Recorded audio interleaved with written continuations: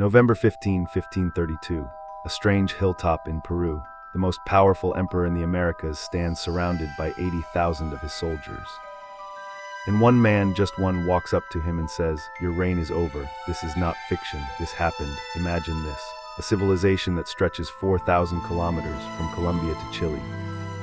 The largest empire in the Americas, 12 million people. And yet no written language, no money, no wheels, no markets. How does an empire this massive even function? This is the Inca Empire. And everything you think you know about how civilizations work. The Inca broke every single rule. They didn't need money because they had something better, a system so efficient that no one went hungry. They didn't need writing because they had a device that recorded data using nothing but knots on a string, and their roads. 40,000 kilometers of mountain highways through the highest, most dangerous terrain on Earth. But here's where the story takes a dark turn. Because this empire, this impossible, brilliant empire was destroyed. Not by a rival kingdom, not by a natural disaster, but by 168 men with guns, horses, and one of history's biggest lies.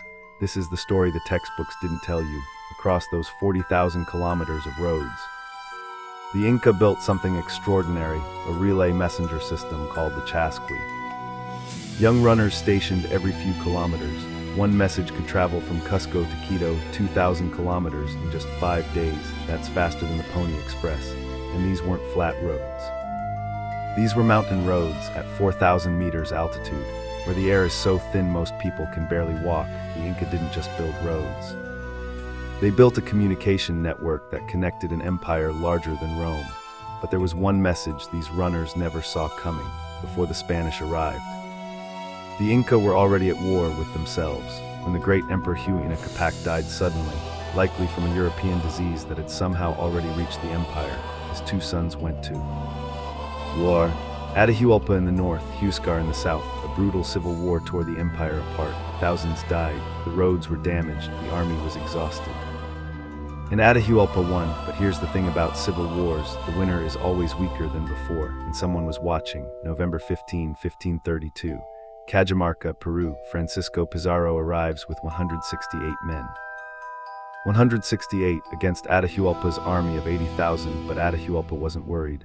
Why would he be? He had just won a civil war. He had the largest army in the Americas, and these strangers, they looked weak.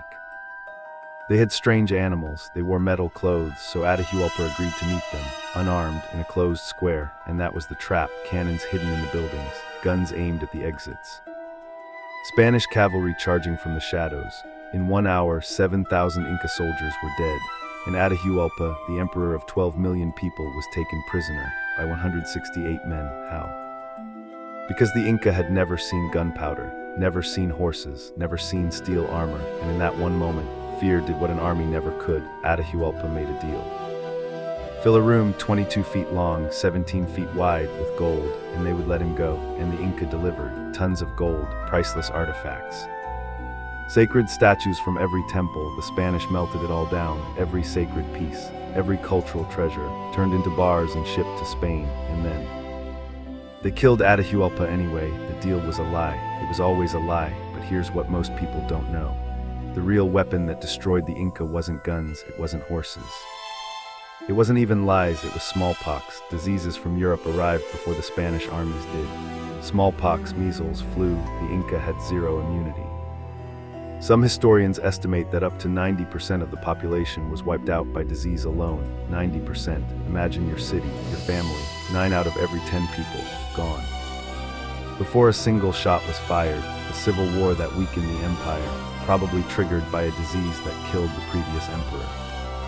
The Spanish arrived on an empire already dying. They just delivered the final blow, but not everything was destroyed. High in the mountains, there's a city the Spanish never found. They marched past it, they burned the empire's capitals, but they never saw this place, Machu Picchu, built as a royal estate for the emperor, hidden at 2,400 meters above sea level. Surrounded by cliffs on every side, the Spanish searched the valleys. They never looked up. For 400 years, Machu Picchu sat silently in the clouds, guarding its secrets. Until 1911, when an American explorer stumbled upon it, and what he found changed everything we thought we knew about the Inca. You'd think an empire this destroyed would disappear completely, but the Inca didn't. vanished today. Over 8 million people still speak Quechua, the language of the Inca. Their farming techniques still feed millions on mountains where modern agriculture fails. Their roads still carry travelers through the Andes. The Spanish took the gold, they took the empire. They tried to take the culture, but they couldn't take the people, and maybe that's the Inca's greatest secret. That a civilization isn't defined by its gold or its cities or even its armies. It's defined by what survives when everything else is taken away. The Inca Empire lasted less than 100 years at its peak. 100 years to build the largest civilization in the Americas, and then it was gone, but was it really? Because 8 million voices still speak its language. Millions more still walk its roads. And a city in the clouds still guards secrets we haven't uncovered. Some empires fall. The Inca just went quiet. If this story surprised you, drop a comment. I genuinely want to know, had you ever heard how the Inca actually fell? Because this version isn't the one they teach in schools, and if you want more stories from the vaults of history, the ones they don't put in textbooks, subscribe to Chrono Vault. Next time, we're going inside Babylon. And that story is even wilder.